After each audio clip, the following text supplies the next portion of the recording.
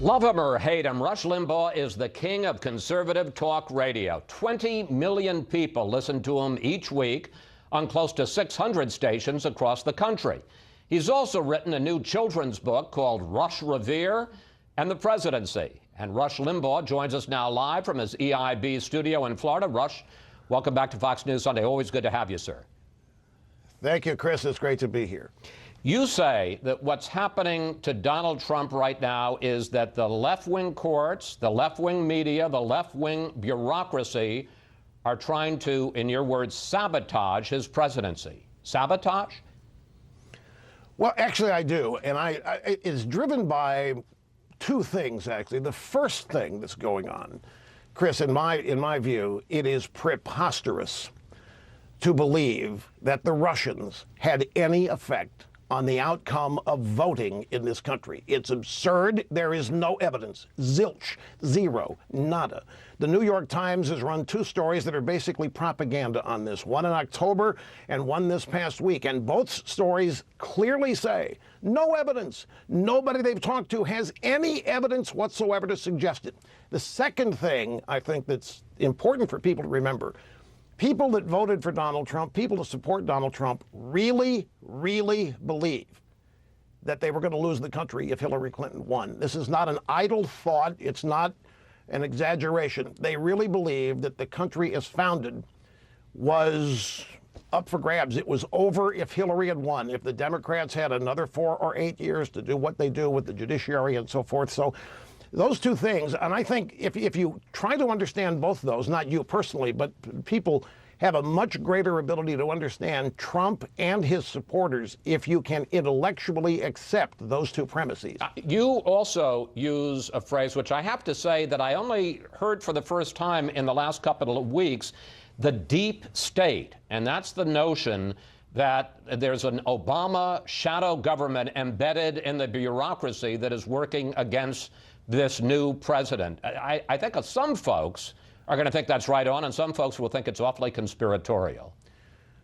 Well, I would love to claim credit for that, but actually I think a reporter by the name of Glenn Greenwald at The Intercept, who has got a relationship with, what's his name, Assange, I think he actually coined the term, and I think it works. I don't think who's driving this business that the Russians hacked the election? It's the Democrat Party. It's Hillary. It's Obama. It's all those people who just can't accept that. And you think they're behind the leaks too?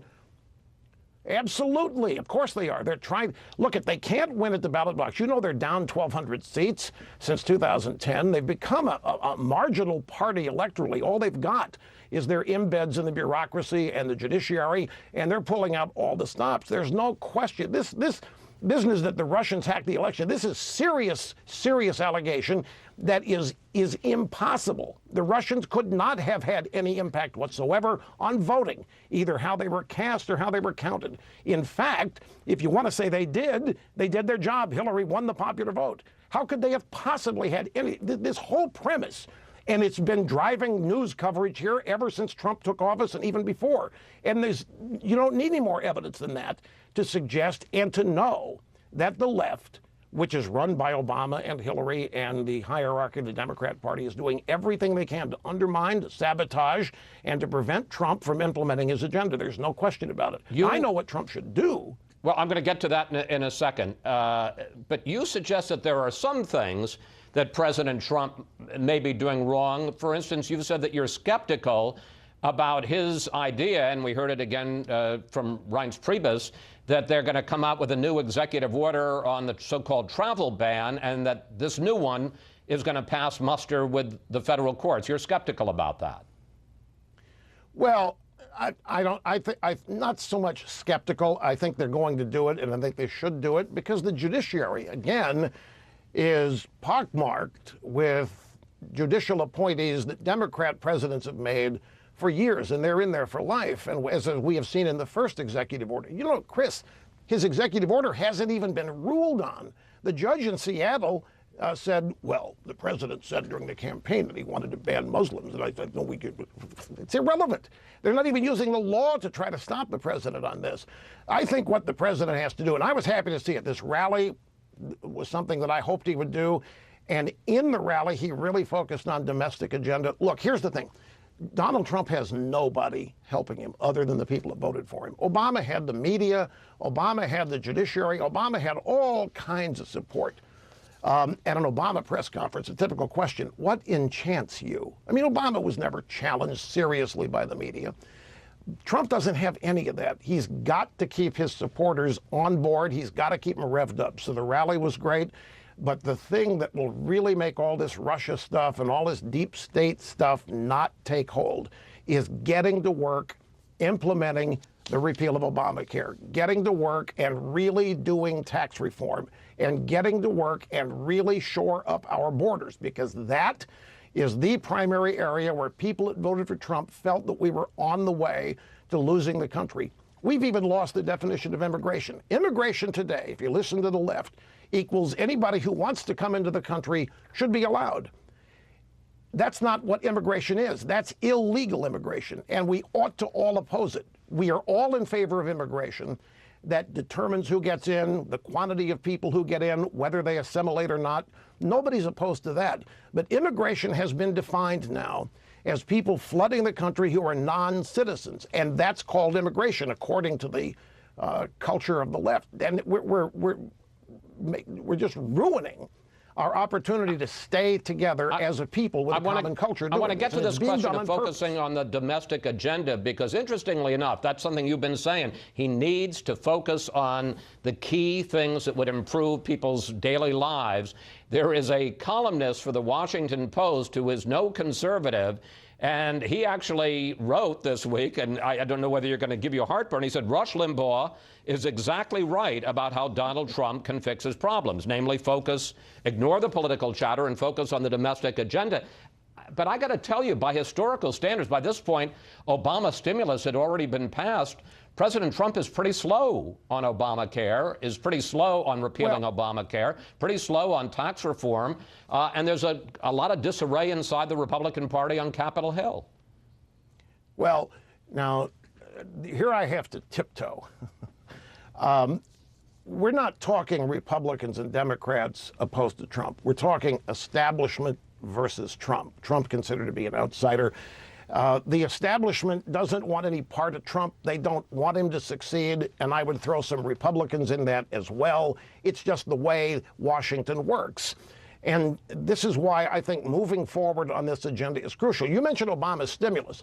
Here's the difference, and this is what Trump supporters know. It wasn't a stimulus. It was a payoff to unions, Chris.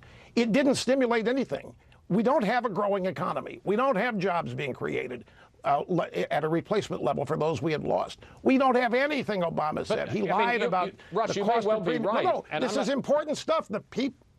Well, no, I'm not disagreeing with you. I'm just saying at least he passed his program, and President Trump hasn't passed any of his programs yet. Well, it makes my point. Here you had, I tiptoe again. You have the historic You're not very good at tiptoeing. African American. Well, it's television. It's Fox News. I have deep respect. But no, seriously, you have first African-American president. You have everybody falling all over themselves to acknowledge that, to reward that. Obama was going to get everything he wanted in the first year, because if anybody opposed it, they were going to be accused of being a racist or bigot or who knows what.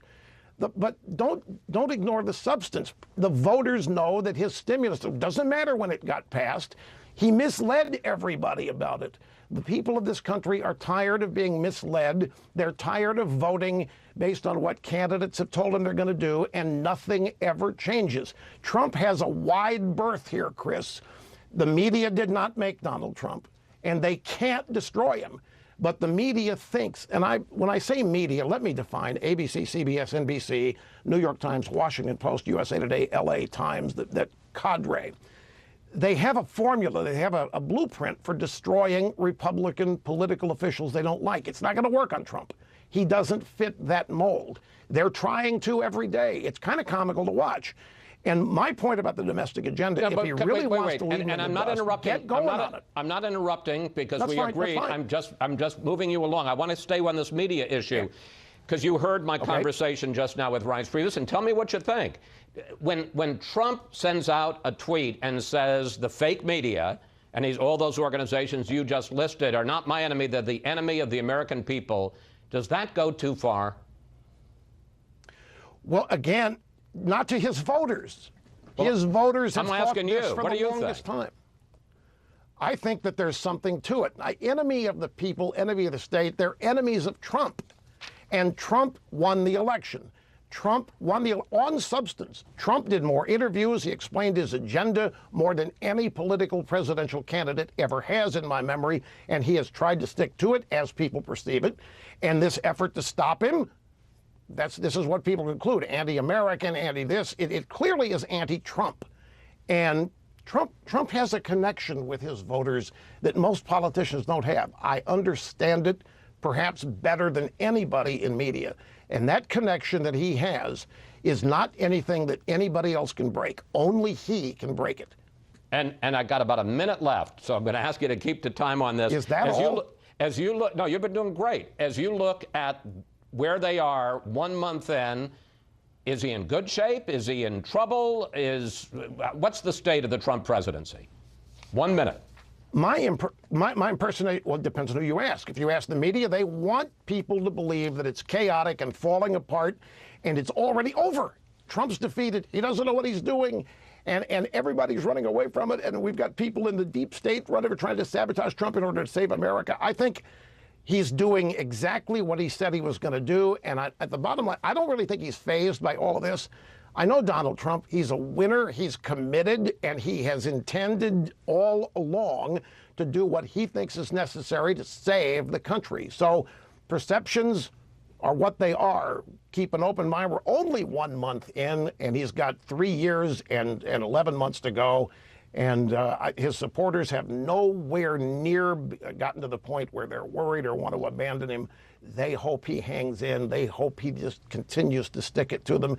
And they want to see this agenda moved. And believe me, that's the magic here. Get tax reform, Obamacare repealed, and he's free.